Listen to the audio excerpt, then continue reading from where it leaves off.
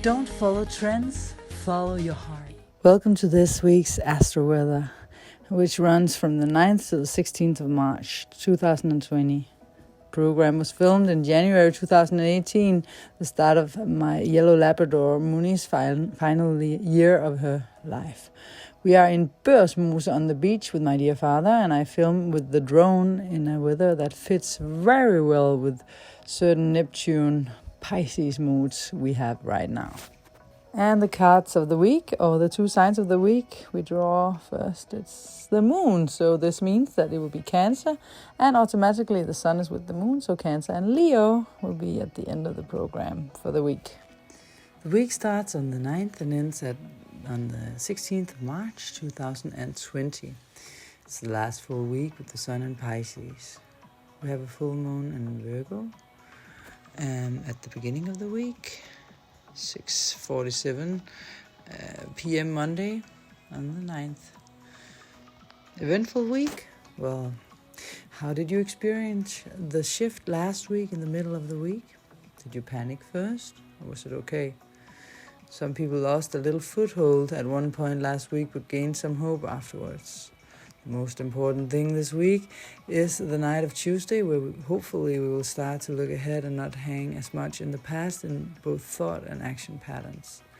We will have to face the same situation of species again for the third time before we can, on April 10th, see some kind of sub-goal reached in some matter in our lives.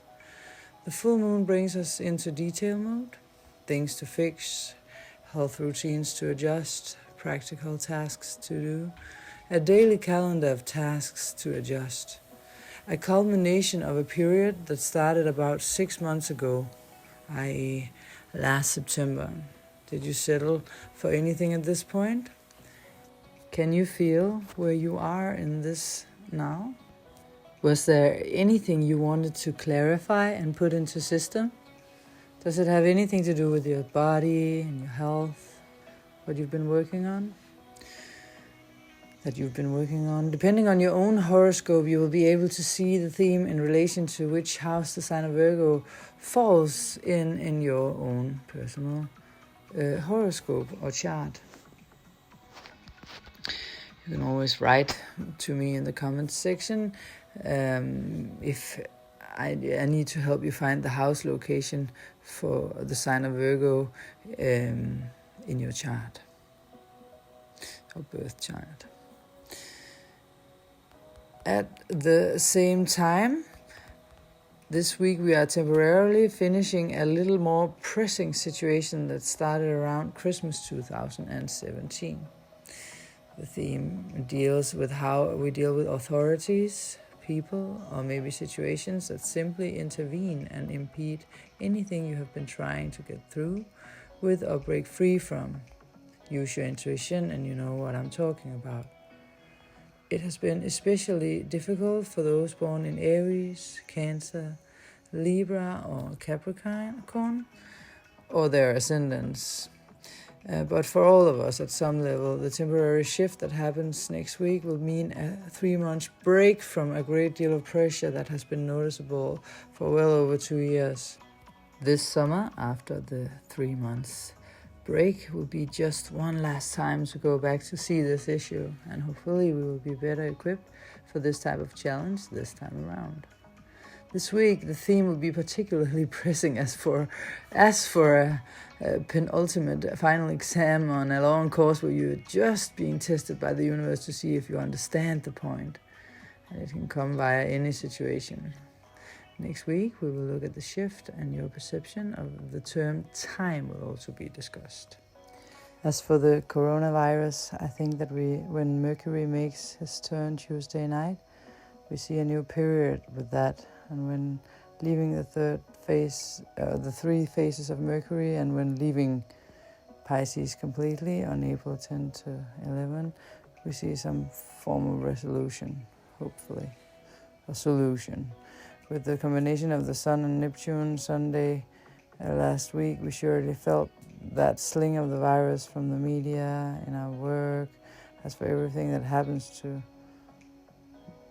a public level, etc.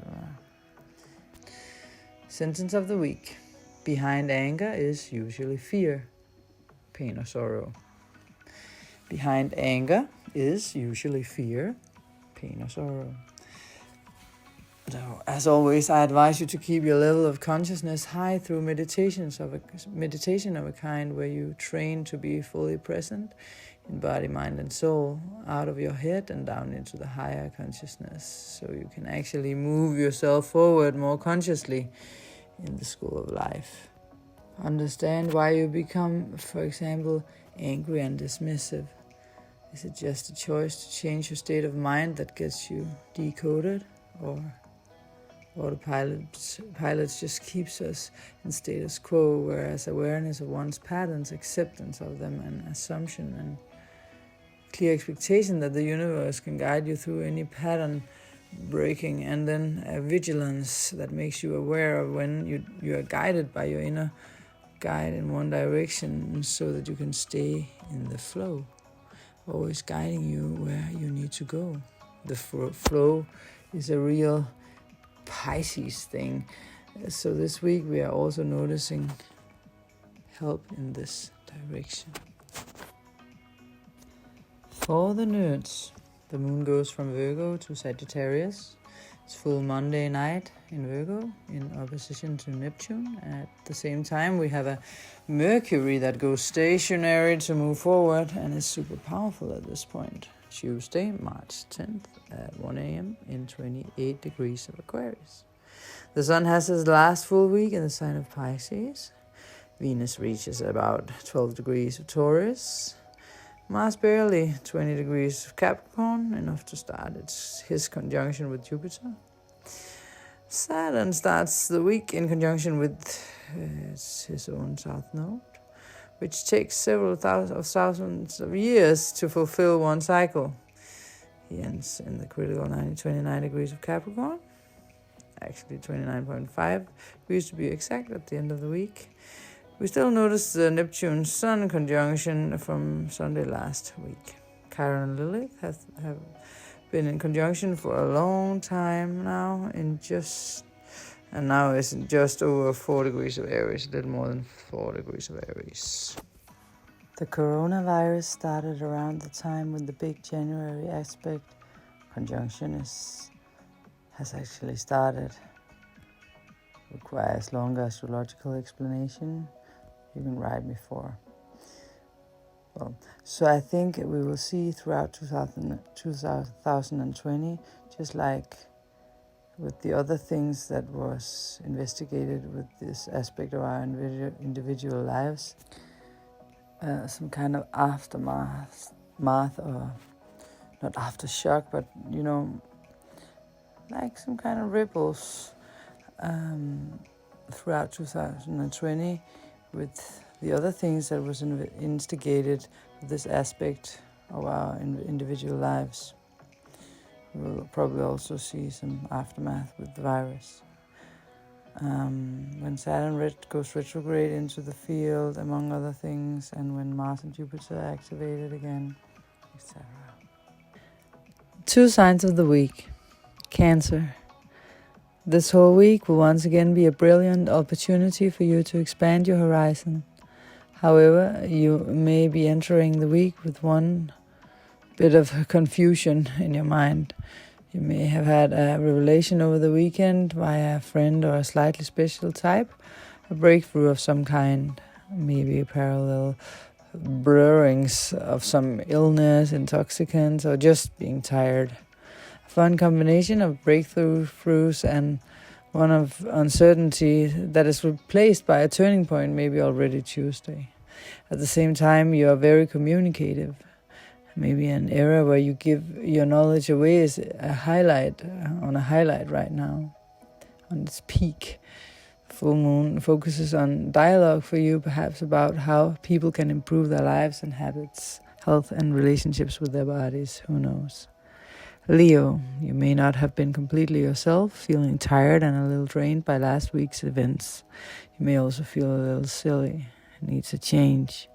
You have worked with yourself behind closed doors and sought answers inside for a while, but at the same time have been forced into dialogue about some maybe difficult things. The week offers a turning point from Tuesday. At the start of the week, your focus is on your habits, resources, values, and maybe something to do with your personal income. This angel saying, I'm gonna find my way back home.